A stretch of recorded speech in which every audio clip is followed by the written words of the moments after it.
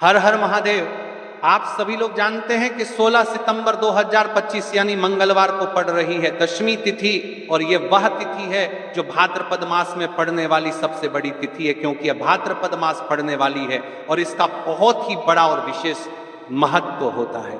विशेषकर मेरी माताएं बहनों से निवेदन है, आज की इस कथा से कान खोल करके सुन ले सब लोग। अगर कभी भी मौका लग जाए और भाद्रपद मास की श्राद्ध पक्ष की दशमी तिथि को पड़ जाए तो आप लोगों को या फिर आपके घर के किसी भी एक सदस्य को यह बचाकर नई पर की आज के सातरा में पाची का नई पर की सदस्य को या कानू से नई पर तो अवश्य ही करना चाहिए। इन दोनों का संयोग बहुत ही कम आता है। और जैसा कि आप सभी को पता है, हमने अभी की हमारी पिछली श्री शिव महापुराण की कथा में बताया था कि यदि दशमी का कोई सबसे बड़ा उपाय है, मात्र 3 तुलसी पत्ते और एक दीपक का उपाय है। विशेषकर मेरी माता बहनों को पता है। देखिए, ऐसे मौके बहुत मुश्किल से मिलते हैं, इसलिए आपको इस दिन यह मात्र 3 तुलसी पत्ते और एक दीपक का उपाय तो अवश्य ही कर लेना है। मेरी कई सारी माताएं बहनें हैं जिन्होंने आज तक इस उपाय को नाना जा रहे काम करे किया हो।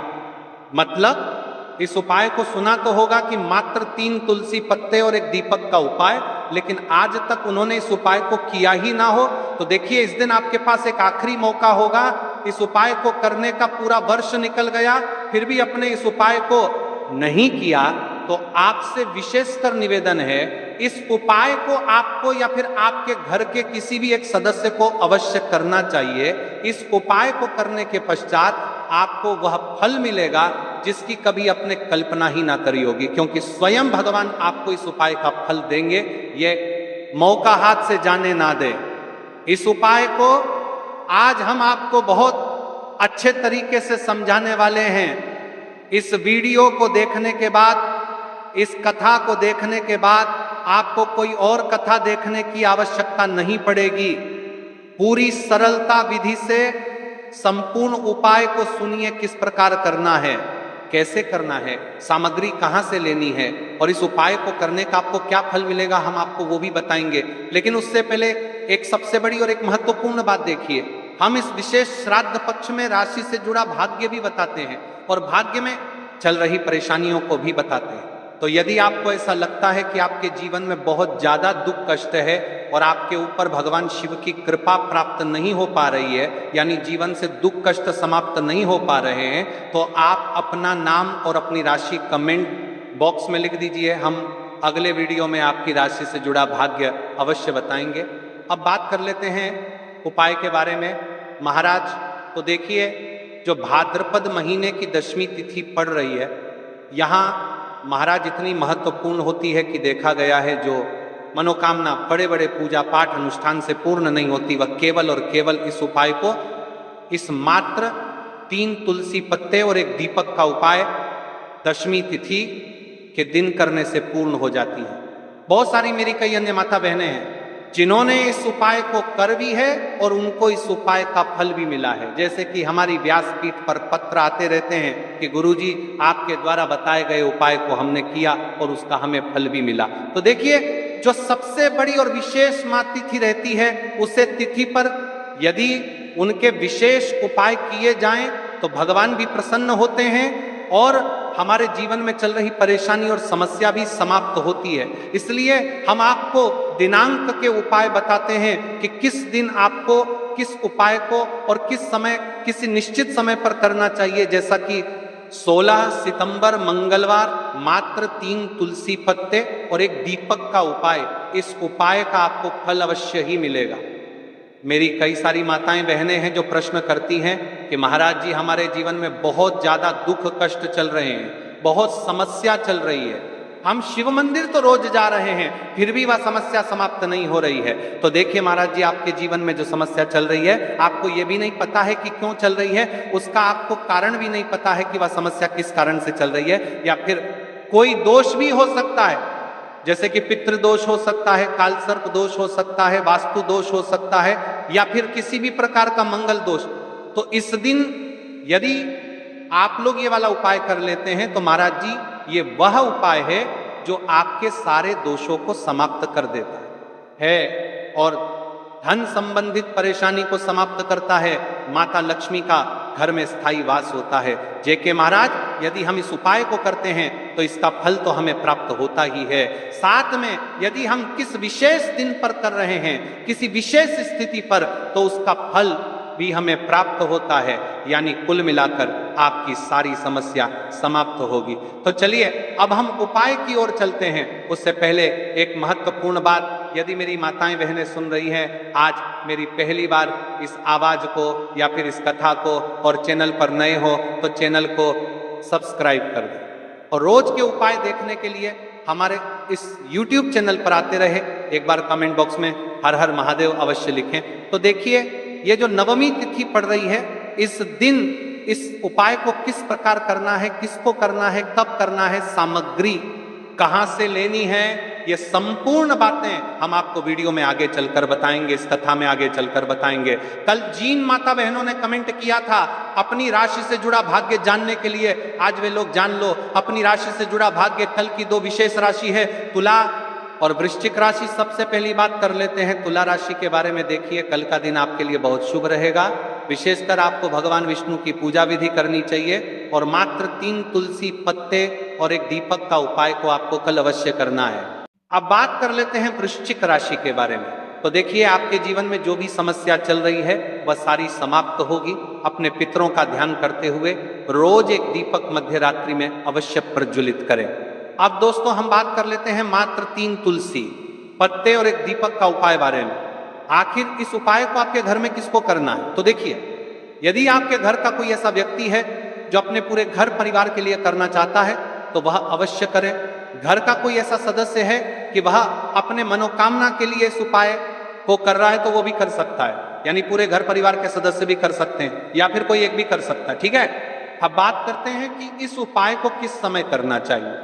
देखिए महाराज जी, इस उपाय को करने के 2 समय बताए गए हैं। सुबह का समय, प्रदोष काल का समय।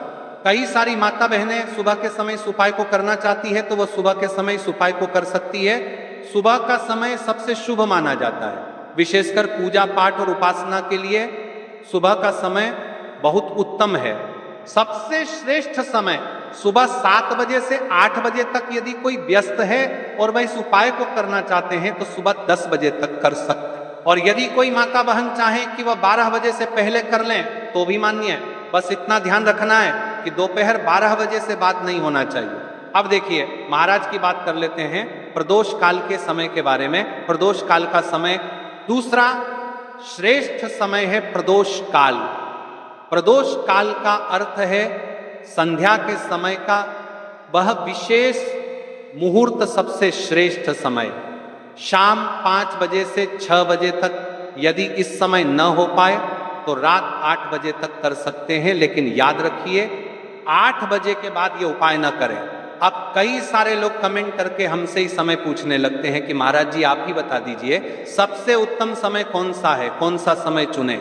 यदि आप प्रदोष काल में करें तो दीपक साथ ले जाएं, यदि आप सुबह करें तो गंगा जल साथ रखें। दोनों समय पर भगवान विष्णु प्रसन्न होते हैं। आप किसी भी समय कीजिए। आप देखिए, बात कर लेते हैं इस उपाय की सामग्री के बारे में। किस उपाय के लिए आपको क्या क्या सामग्री चाहिए। 3 तुलसी पत्तियां, ताजी हो तो उत्तम। यदि एकादशी का दिन है तो तुलसी नहीं तोड़नी चाहिए।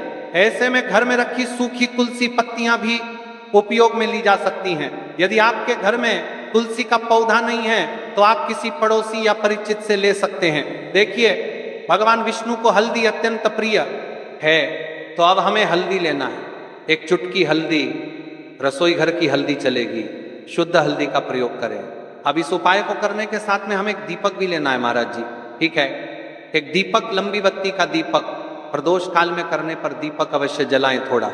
सा गंगा जल, सुबह के समय करने पर गंगा जल का उपयोग करें। भगवान विष्णु की प्रतिमा या चित्र, भगवान विष्णु, श्री राम या श्री कृष्ण की प्रतिमा रखें। अब हम इस उपाय की पूरी विधि विस्तार से समझते हैं। शुद्धि और प्रारंभिक प्रार्थना, सबसे पहले आप स्नान कर लें या कम से कम हाथ मुंह धो लें, स्वच्छ वस्त्र पहने और पूजा स्थान को साफ करें। भगवान विष्णु की प्रतिमा के सामने आसन बिछाएं। तुलसी से प्रार्थना करके 3 पत्तियां लेना। हे माता तुलसी, मेरे जीवन में अनेक कष्ट हैं, मैं आपसे विनम्रता पूर्वक 3 पत्तियां ले रही हूं, कृपया मेरी मनोकामनाएं पूर्ण हो। आप 3 तुलसी पत्तियां तोड़ लें, हल्दी लगाना। आप उन 3 पत्तियों में से 2 पत्तियों पर हल्दी की छोटी छोटी बिंदी लगाएं। ये बिंदी शुभता का प्रतीक है। ऐसा करने से पत्तियां और भी पवित्र हो जाती हैं। दीपक या गंगा जल का प्रयोग, यदि आप प्रदोष काल में हैं दीपक जलाएं। यदि आप सुबह कर रहे हैं गंगा जल का स्पर्श करें। 2 तुलसी पत्तियां अर्पण करना। जिन 2 पत्तियों पर हल्दी लगी है उन्हें भगवान विष्णु की प्रतिमा के सामने अर्पित करें और कहें, हे श्री हरि, मैं आपको ये तुलसी पत्तियां अर्पित करती हूं। कृपया मेरी मनोकामनाएं पूर्ण करें, मेरे कष्ट दूर करें, मेरे परिवार में सुख शांति लाएं। नमो नारायणाय। अब अपनी समस्या या मनोकामना स्पष्ट रूप से बोलें।